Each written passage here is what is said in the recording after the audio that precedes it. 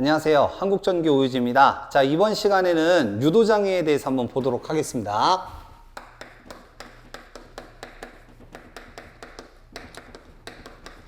자, 이제 8장이 크게 이제 두 가지가 남았는데요. 하나는 유도장애, 이번 시간에 하는 거고요. 그 다음에 유도장애가 끝나면 안정도 향상 대책에 대해서 이제 볼 거예요.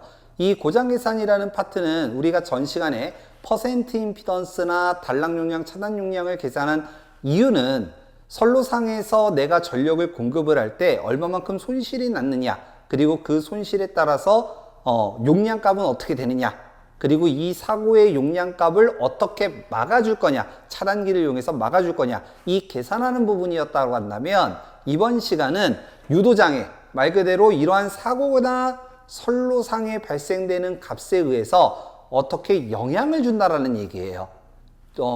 보통은 일반적으로 선로상의 영향을 보다는 통신선을 중심으로 이제 얘기를 하게 되고요. 우리 전력선을 중심으로 해서 근접되어 있는 통신선에 어떻게 영향을 줄 것이냐, 이걸 가지고 얘기하는 것이 유도장애 파트입니다.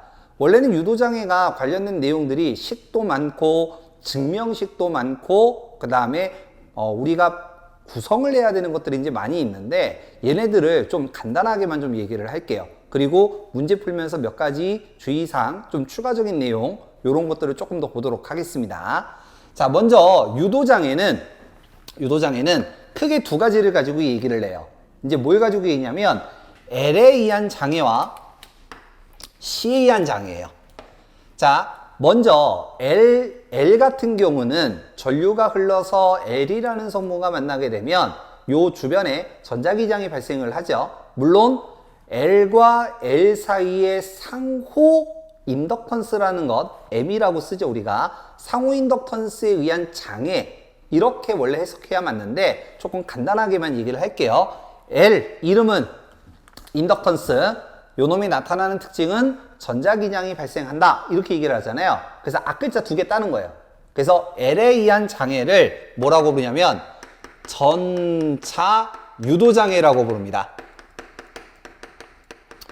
일반적으로는 상호 인덕턴스 M에 의해서 나타나는 장애다, 이렇게 얘기를 하는데, 그냥 쉽게 얘기하면 L에 의해서 나타나는 장애, 그냥 이렇게 기억을 하셔도 돼요. 그래서 요러한 장애를 전자 유도장애다 라고 이제 부르게 되고요. 그 다음에 선과 대지 간에는 우리는 C가 존재하고, 선과 선 사이에도 C가 존재하죠. 우리가 선과 선 사이에 작용하는 C, 뭐 그냥 쉽게 그림을 그리면 이렇게 되겠죠. 여기가 대지라고 하고, 선과 선 사이에 발생되는 C, 그리고 선과 대지 간에 만들어지는 C, 우리는 보통 요거를 CS, 대지 정전 용량이라고 하고, 선과 선 사이는 선간, 그리고 상호간, 뭐처라는 단어를 써서 CM이라고 쓰죠. 그래서 우리가 앞전에 선로종수 쪽 파트에서 이런 얘기를 했어요.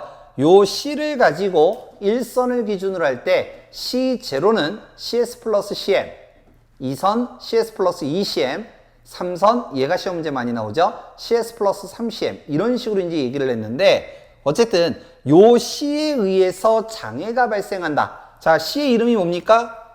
정전 용량이죠. 그래서 앞글자 두 개 따는 거예요. 정전 유도장애. 보통 그냥 관연도 기출 문제만 갖다가 그냥 계속 푸시는 분들이 꼭 헷갈린다라는 게, 이 전자유도장애와 정전유도장애를 자꾸 헷갈려 하시는데, 이 단어가 비슷하니까 헷갈린다라고 얘기를 많이 하시더라고요. 확실하게 기억하셔야 됩니다. 그러면 일반적으로 전자유도장애가 나타나는 원인, 이렇게 얘기를 할 때 뭐 여러 가지 이제 원인이 있지만, 그 중에서 가장 시험 문제로 많이 나오는 게 뭐냐면 영상전류 때문에 그래요. 3고조파 내포되고 있는 거죠. 이 영상전류 때문에 전자유도장애 현상이 많이 일어나더라, 이것이 원인이더라, 이런 문제가 많이 나와요. 그러면 얘가 전류, L은 전류의 영향을 받는 거고 C는 전압의 영향을 받죠. 그러면 얘는 뭐가 되겠어요? 요거 영상전류니까 얘는 영상전압을 기준으로 하는 거죠. 영상전압. 그래서 우리가 이제 뒤에서 계측기 10장 부분에서 이 릴레이라는 거에 대해서 좀 얘기를 할 건데, 그때 이제 얘기하는 거예요. 자, 영상 전류를 갖다가 검출하는 기기를 뭐라고 하냐면 ZCT라고 합니다. 제로 시퀀스 CT. 그래서 요 놈을 설치해야 된다. 그 다음에 영상 전압을 검출하는 거를 GPT, 접지 변압기라고 불러요. 그래서 이러한 것들을 설치해야 된다. 그래서 기본 문제가 일단 요 내용 구별하는 거. 그리고 요거에 따라서 나타나는 특징들 몇 가지. 그리고 요거를 어떻게 선로를 보호할 것이냐. 이게 다음 시간에 하는 안정도 향상 대책이에요. 자, 안정도 향상 대책 같은 경우에는 뭐 그냥 간단하게 몇 가지만 얘기를 하고 문제 풀면서 제가 설명을 좀 드리겠지만 어쨌든 얘는 뭐냐? 장애가 발생을 한 거고 얘네들이 어떠한 현상이 있느냐? 이게 지금 요번 시간에 다루는 거고 이러한 것들을 가지고 어떻게 선로를 안정적으로 운영할 것이냐? 이게 안정도 향상 대책이라고 구별해 주시면 돼요. 그래서 요렇게 구별을 해서 좀 보시면 될 것 같고 요거 이제 관련된 것들 한번 풀면서 하나씩 한번 나눠서 한번 풀어보도록 하겠습니다. 자, 유도장애 문제 한번 풀어보도록 하겠습니다.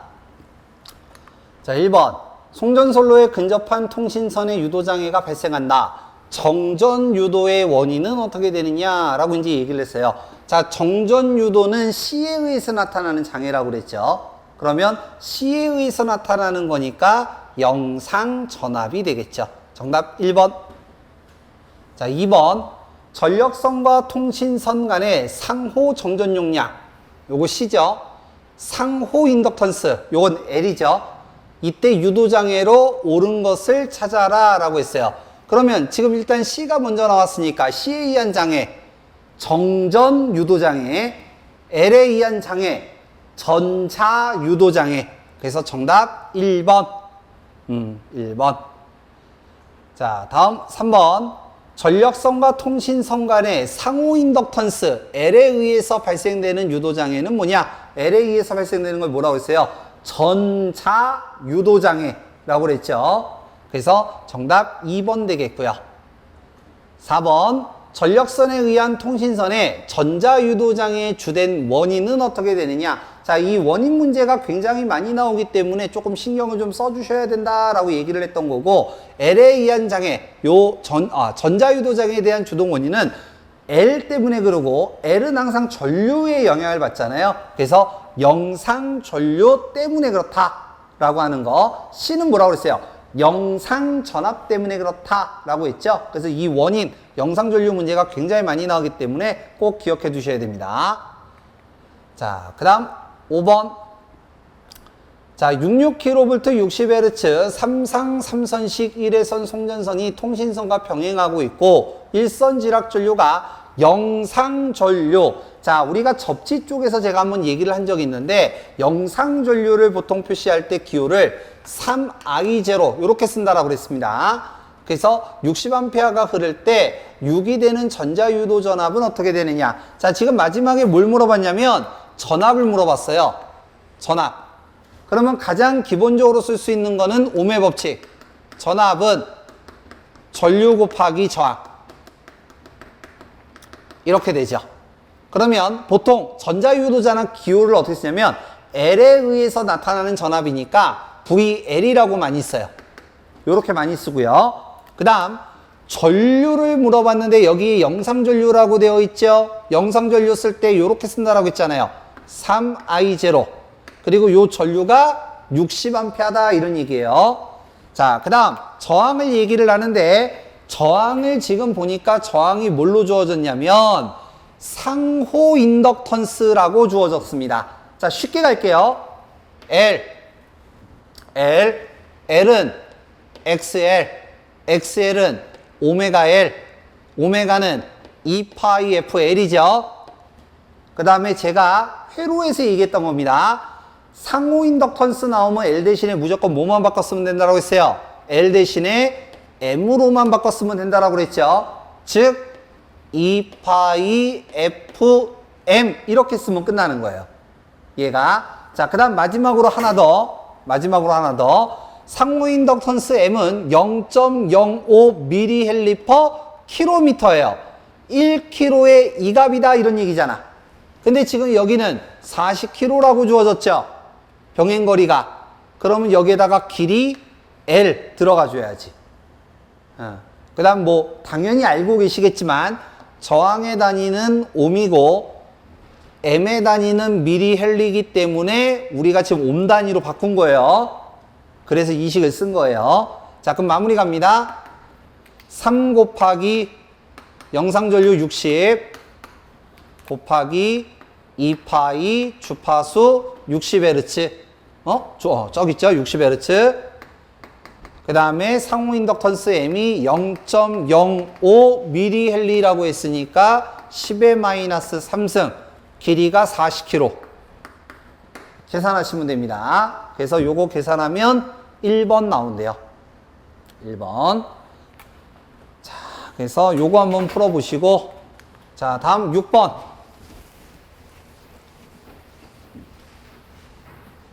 6번. 전력선 인선의 대지 전압을 E, 통신선의 대지 정전 용량을 CB. 자, 여기까지만 일단 볼게요. 여기까지. 자, 대지가 이렇게 있어요. 그리고 여기 전력선이 이렇게 이제 있는 거죠. 전력선. 그리고 여기와 여기에 걸리는 전압을 지금 대지 전압을 E라고 얘기를 한 거예요. 이거를. 자, 그 다음에 통신선이 이렇게 있어요. 통신선. 그러면 선과 대지 간에 C가 걸리죠? 그죠? 우리는 이거를 뭐라고 하냐면 CS, 대지 정전 용량이라고 부르잖아요. 이거를. 근데 통신선의 대지 정전 용량을 CS가 아니라 뭐라고 했냐면 CB라고 얘기한 거야. 얘를 CB라고 얘기를 한 거예요. 이거를. 그 다음, 전력선과 통신선 사이에. 자, 전력선과 통신선. 전위차 발생을 하죠. 전압의 차가 있잖아. 그러면 우리 눈에 보이진 않지만 여기에 C가 존재하죠. 이거를 우리는 뭐라고 했냐면 CM, 상호 정전 용량 또는 선간 정전 용량이라고 했어요. M은 뭐처라는 단어의 뜻이라고 했죠. 상호간의 이런 뜻이잖아. 그래서 요 놈을 CM이라고 적는데 전력선과 통신선의 상호 정전 용량을 CM이 아니라 요거를 CAB라고 적은 거야. 이거를. 이때 통신선 여기에 걸리는 전압은 얼마냐? 이거 물어보는 겁니다. 자, 그러면 이 그림을 조금 좀 바꿔볼게요. 제가 화면상에서 나가지만 신경 쓰지 마시고 대지는 0V. 그러면 이 그림은 이렇게 되는 이 그림은 뭐하고 똑같은 거냐면 이거하고 똑같은 거야.